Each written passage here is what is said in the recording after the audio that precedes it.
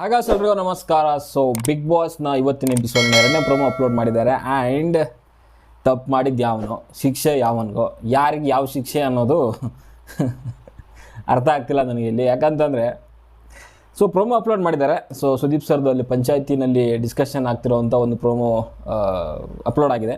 So ಅಲ್ಲಿ Sudeep sir ಫಸ್ಟಿಗೆ ಕೇಳುವಂಥದ್ದೇನೆ, so Dhanraj and Rajat ಇಬ್ಬರು ಏನು ಹುಲಿ ಸಿಂಹ ಅಂದ್ಕೊಂಡಿದ್ದೀರಾ? ಆ ರೇಂಜಿಗೆ ಕಿತ್ತಾಡ್ತಿದ್ದೀರಾ ನೀವೇನು ಮನುಷ್ಯರ ಅನ್ನೋ ರೀತಿಯಲ್ಲಿ ಕೆಲವೊಂದು ಕೇಳ್ತಿದ್ದಾರೆ. ಇಬ್ರಿಗೂ ಕೇಳೋವಂಥ ಅವಶ್ಯಕತೆ ಏನಿದೆ ಅಲ್ಲಿ? ಫಸ್ಟ್ ಆಫ್ ಆಲ್ ಇಬ್ರಿಗೂ ಕೇಳೋವಂಥ ಅವಶ್ಯಕತೆ ಏನಿದೆ? ಡೈರೆಕ್ಟಾಗಿ ಪಿನ್ ಪಾಯಿಂಟ್ ಮಾಡಿ ರಜತನ್ನ ಕೇಳಬೇಕು, ಇನ್ನೊಬ್ಬನ್ನ ಜೊತೆಗೆ ಸೇರಿಸ್ಬಿಟ್ಟು ಕೇಳೋವಂಥದ್ದಲ್ಲ ಅಲ್ಲಿ. ನನ್ನ ಪ್ರಕಾರ ಬಿಗ್ ಬಾಸ್ ಮನೆಗೆ ಅವ್ನು ಎಂಟರ್ ಆಗಿರೋದ್ರಿಂದ ಯಾವ ರೀತಿಯಲ್ಲಿ ಬಿಹೇವ್ ಮಾಡ್ತಿದ್ದಾನೆ ಅಂತ ಗೊತ್ತಿದೆ ನಿಮಗೆ. ಆಲ್ರೆಡಿ ಮತ್ತೆ ಅದ್ರ ಬಗ್ಗೆ ಇವನ್ನ ಧನರಾಜನ್ನ ಕೇಳೋವಂಥದ್ದು ಏನಿದೆ ಅಲ್ಲಿ? ಹುಲಿ ಸಿಂಹ ಅಂತೆ, ಆಲ್ರೆಡಿ ಜಿಂಕೆ ಅಂತ ಅವ್ನಿಗೆ ನೀವೇ ಹೆಸರು ಕೊಟ್ಟಿದ್ದೀರಾ. ಆಮೇಲೆ ಸಿಂಹ ಹುಲಿ ಎಲ್ಲಿಂದ ಬಂತು? ಜಸ್ಟ್ ಒಂದು ಕೆನ್ನೆ ಮುಟ್ಟಿದ್ದಕ್ಕ ಅಥವಾ ಪ್ರವೋಕ್ ಮಾಡಿರೋದಕ್ಕೆ? ಅವನು ಎಷ್ಟು ಪ್ರವೋಕ್ ಮಾಡಿದ್ದಾನೆ ರಜತ್ ಅಂತ ಎಲ್ರಿಗೂ ಗೊತ್ತಿರೋವಂಥದ್ದೇನೆ.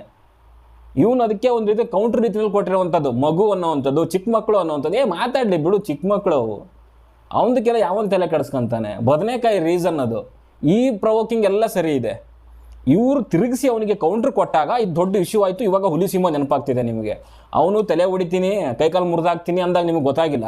ಬೋಳಿ ಮಗನೇ ಅಂದಾಗ, ಸೆಡೆ ಅಂದಾಗ, ಒಡೆ ಅಂದಾಗ, ವೇಸ್ಟ್ ನನ್ನ ಮಗನೇ ಅಂದಾಗ ನಿಮ್ಗೆ ಏನು ಅವಾಗ ಗೊತ್ತಾಗಲಿಲ್ಲ ನಿಮಗೆ. ಇವಾಗ ಅಪೋಸಿಟಲ್ಲಿ ಒಬ್ಬ ವ್ಯಕ್ತಿ ಬಂದು ನಿಂತ್ಕೊಂಡು ಅವನಿಗೆ ಕೌಂಟ್ರ್ ಕೊಟ್ಟು ಪ್ರವೋಕ್ ಮಾಡಿದಾಗ ಇವಾಗ ನಿಮಗೆ ಗೊತ್ತಾಯ್ತಾ ಹುಲಿ ಸಿಂಹಗಳಿದ್ದಾವೆ ಅಂತ? ಇಷ್ಟು ದಿನ ಒಂದೇ ಇತ್ತಾ ಅಲ್ಲಿ?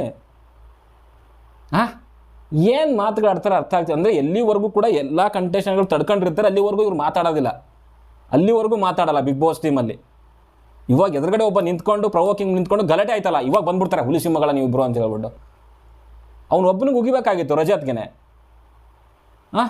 ಕೆನ್ನೆ ಟಚ್ ಮಾಡಿದ್ದು ಓಕೆ, ನಾನು ಒಪ್ಕೊತೀನಿ, ಅದು ತಪ್ಪಿತ್ತು, ನಾನು ಹೇಳ್ತಾ ಬರ್ತಾ ಇದ್ದೀನಿ. ಅವತ್ತಿನ ಕೂಡ ಅವ್ನು ಫಿಸಿಕಲ್ಲಾಗಿ ಟಚ್ ಮಾಡಲೇಬಾರ್ದಾಗಿತ್ತು. ಎಷ್ಟು ಬೇಕಾದ್ರೂ ಪ್ರವೋಕ್ ಮಾಡಲಿ. ಅವಾಗ ಕ್ವಶನ್ ಮಾಡಿದ್ರೆ ತಿರುಗಿಸಿ ಮಾತಾಡೋವಂಥದ್ದು ಇದ್ದಿತ್ತು ವೀಕೆಂಡಲ್ಲೂ ಕೂಡ ಧನರಾಜ್ಗೆ. ಅವ್ನು ಎಷ್ಟು ಪ್ರವೋಕ್ ಮಾಡಿದ್ದಾನೆ ಅದ್ರ ಬಗ್ಗೆ ನೀವು ಮಾತಾಡಲ್ವಾ ಅಂತ. ಅಲ್ಲಿರೋರು ಯಾರು ಮಾತಾಡೋಲ್ಲ ಬಿಡಿ. ಸುದೀಪ್ ಸರ್ಗೆ ಯಾರೂ ಮಾತಾಡೋದಿಲ್ಲ, ತಪ್ಪಿದ್ರು ಸುಮ್ಮನೆ ಕೇಳಿಸ್ಕೊಂತಾರೆ ಅಷ್ಟೇ.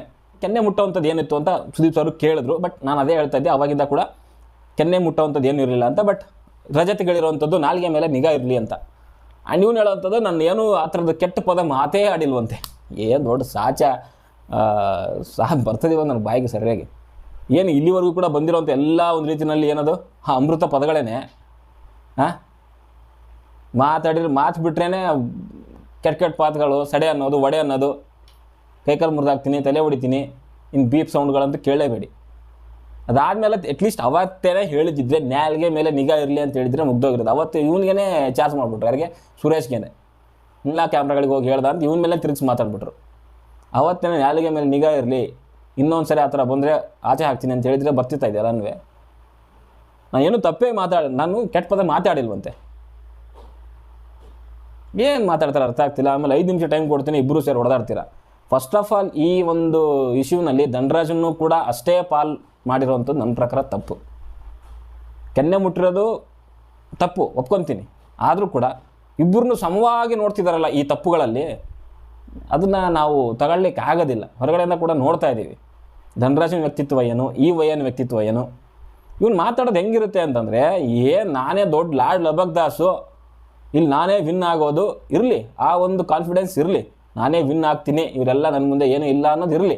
ಅದನ್ನು ಹೇಳೋ ರೀತಿನಲ್ಲಿ ಹೇಳಿ. ಈ ನನ್ನ ಮಕ್ಕಳೆಲ್ಲ ನನ್ನ ಬಚ್ಚಾಗಳು, ಇವನು ಯಾವರು ಲ್ಯಾಯ ಕೇಳಿಲ್ಲ ಅನ್ನೋವಂಥ ದುರಹಂಕಾರದ ಮಾತುಗಳಿದೆಯಲ್ಲ, ಅದನ್ನು ತೊಗೊಳಕ್ಕಾಗಲ್ಲ. ಆಮೇಲೆ ಬಂದಾಗಿಂದ ಎಲ್ಲರೂ ಒಂದು ರೀತಿಯಲ್ಲಿ ಕೆಳಗಡೆ ಕೀಳಾಗೆ ನೋಡ್ತಿದ್ದಾನೆ. ಅದರಲ್ಲೂ ಮುಖ್ಯವಾಗಿ ಈ ಮಕ್ಕಳಿದ್ದಾರೆ, ಚಿಕ್ಕ ಮಕ್ಕಳಿದ್ದಾರೆ ಪಾಪ ಇವರು ಅನ್ನೋವಂಥ ಮಾತುಗಳು, ಇವು ಪ್ರವೋಕಿಂಗ್ ಅನ್ಸಲ್ವಾ? ಅವೆಲ್ಲ ಪ್ರವೋಕಿಂಗ್ ಆಗಿ ಅವ್ನು ಧನರಾಜ್ ಹಂಗೆ ಆಡಿರೋದು ಅವತ್ತು. ಅದು ನಿಮ್ಗೆ ಕಾಣಿಸಿಲ್ಲ. ಧನರಾಜ್ ಹಿಂಗೆ ಕೆನ್ನೆ ಮುಟ್ಟಿ ಪ್ರವೋಕ್ ಮಾಡಿರೋದು ಮಾತ್ರ ಕಾಣಿಸ್ಬಿಡ್ತಾ? ಅವ್ನು ಬಂದವ್ನು ಎಗರ್ಕೊಂಡು ಬಂದವನಲ್ಲಿ ಮಾತಲ್ಲಿತ್ತು ತಾನೇ. ಅವಾಗ ಅವ್ನೇನೋ ಜಸ್ಟ್ ಕಾಮಿಡಿಯಾಗಿ ಮಾಡಿರೋಂಥದ್ರಿ, ಎಲ್ಲರೂ ಗೊತ್ತಿರೋಂಥ ವಿಚಾರನೆ. ಅದನ್ನ ಇಟ್ಕೊಂಡ್ಬಿಟ್ಟು ಪ್ರವೋಕ್ ಮಾಡಿದ್ರು ಅಂತ ಹೇಳ್ತಿರಲ್ಲ. ಅವ್ನಿಗೆ ಕಾಮನ್ ಸೆನ್ಸ್ ಇಲ್ವಾ? ಅವ್ನು ಪ್ರವೋಕ್ ಮಾಡ್ತಾನೆ ಬೇರೆಯವ್ರಿಗೆ, ಅವ್ನಿಗೆ ಪ್ರವೋಕ್ ಮಾಡಿದ್ರೆ ತಡ್ಕೊಂಡು ನಿಂತ್ಕೊಬೇಕು ತಾನೆ. ಅವ್ರಿಗೆ ಸುರೇಶ್ ಯಾರು ಚೈತ್ರ ನಿಂತ್ಕೊಳ್ಳಲ್ವ ಸುಮ್ಮನೆ? ಅವ್ರು ಫಿಸಿಕಲಾಗಿ ಹಂಗೆ ಮಾಡ್ತಾರೆ. ಹಾಗೆ ಇವರಿಗೆ ಅವ್ರು ಏನಾದ್ರು ಹೊಡೆಯಕ್ಕೆ ಬಂದರೆ ಏನು ಮಾತಾಡ್ತೀರಾ? ಚೈತ್ರನೂ ಮತ್ತು ಸುರೇಶ್ ಹೊಡೆಯಕ್ಕೆ ಬಂದ್ಬಿಟ್ರೆ ಯಾರಿಗೆ ಕ್ವಶನ್ ಮಾಡ್ತಾರೆ? ಅದ್ರ ಬಗ್ಗೆ ಏನು ಕ್ವಶನ್ ಮಾಡಲಿಲ್ಲ ನೀವು? ಯಾಕೆ ನೀವು ಪ್ರವೋಕ್ ಮಾಡ್ತೀರಾ ಅಂತ ರಜತ್ಗೆ ಯಾಕೆ ಕ್ವಶನ್ ಮಾಡಿಲ್ಲ? ನಿಮ್ಮ ಎದುರುಗಡೆ ವೀಕೆಂಡಲ್ಲೇ ಪ್ರವೋಕ್ ಮಾಡ್ತಾರೆ. ನಾನು ಕೆಟ್ಟವನೇನೆ, ಹಾಗೆ ಹಿಂಗೆ ಹೊಡೆದಾಕ್ಬಿಡ್ತೀನಿ, ತಲೆ ಮುರಿದಾಕ್ಬಿಡ್ತೀನಿ, ಡ್ರಿಪ್ಸ್ ಹಾಕ್ಸ್ಕೊಂತೀರ, ಹಂಗೆ ಹಿಂಗೆ ಬಾಸ್ ಗಿಸ್ ಏನಕ್ಕೆ ಬೇಕು ಅವೆಲ್ಲನೂ. ಎದುರುಗಡೆ ಇರುವಂಥ ವ್ಯಕ್ತಿಗೆ ನನಗೆ ಪ್ರವೋಕ್ ಆಗ್ತಾ ಇದೆ, ನನಗೆ ಅವಶ್ಯಕತೆ ಇಲ್ಲ. ಕಣ್ಣೀರು ಹಾಕಿದ್ರು ಹಂಗೆ ಏನು ಮಾಡಿದ್ರಿ, ಏನ್ರಿ ನೀವು ಗೋಲ್ಡ್ ಅಳ್ತೀರಾ ನೀವು ಅಂತ ಹೇಳ್ಬಿಟ್ಟು, ಅದು ಪ್ರವೋಕಿಂಗ್ ಅಲ್ವೇನ್ರಿ ಅದು. ಆಮೇಲೆ ಒಂದು ಫಿಸಿಕಲ್ ಅಲ್ಲ, ಒಂದು ಪನಿಷ್ಮೆಂಟ್ ಬೇರೆ ಕೊಟ್ಟಿದ್ದಾರೆ.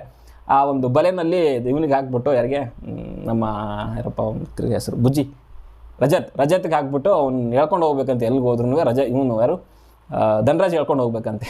ಅದು ಶಿಕ್ಷೆ ಧನ್ರಾಜ್ಗ ಅಥವಾ ರಜತ್ಗ ಅಂತ ಅರ್ಥ ಆಗ್ತಿಲ್ಲ ನನಗೆ. ಅವನೇನು ಆರಾಮಾಗಿ ಒಳಗೆ ನಿಂತ್ಕೊಂತಾನೆ. ಬಾತ್ರೂಮ್ ಕರ್ಕೊಂಡು ಹೋಗಂದ್ರೆ ಹೇಳ್ಕೊಂಡು ಹೋಗ್ಬೇಕು ಇವನು, ಅಡುಗೆ ಮನೆ ಕರ್ಕೊಂಡು ಹೋಗಿ ಹೇಳ್ಕೊಂಡು ಹೋಗ್ಬೇಕು, ಇಲ್ಲಿ ಕನ್ಫೆಷನ್ ಇದು ರೂಮ್ಗೆ ಹೋಗಿ ಕರ್ಕೊಂಡು ಹೇಳ್ಕೊಂಡು ಹೋಗ್ಬೇಕು. ಏನಿದು, ಯಾರಿಗೆ ಯಾವ ಶಿಕ್ಷೆ? ಒಂಚೂರು ಕೆನ್ನೆ ಮುಟ್ಟಿದ್ದಕ್ಕೆ ಇವ ಏನು ಹಿಂಗೆ ಶಿಕ್ಷೆ? ಅವನು ಆಲ್ರೆಡಿ 3 ವಾರದಿಂದ ಎಲ್ರಿಗೂ ಬಾಯಿಗೆ ಬಂದಂಗೆಲ್ಲ ಅವಾಜ್ಗಳು ಹಾಕೊಂಡಿದ್ದಾನೆ. ಅವನಿಗೆ ಒಳಗಡೆ ನಿಂತ್ಕೊಳ್ಳೋ ರೇಂಜಿಗೆ ಬಲೆಯ ಒಳಗಡೆಗೆ ಶಿಕ್ಷೆ. ಸೊ ಅದಕ್ಕೆ ಹೊಡೆದಲ್ಲಷ್ಟೇ ವಿಡಿಯೋ ಇಷ್ಟ ಲೈಕ್ ಮಾಡಿ, ಶೇರ್ ಮಾಡಿ, ಚಾನಲ್ ಸಬ್ಸ್ಕ್ರೈಬ್ ಮಾಡ್ಕೊಳ್ಳಿ ಅಂತ ಹೇಳ್ದೆ. ಮುಂದಿನ ವಿಡಿಯೋದಲ್ಲಿ ಸಿಗೋವರೆಗೂ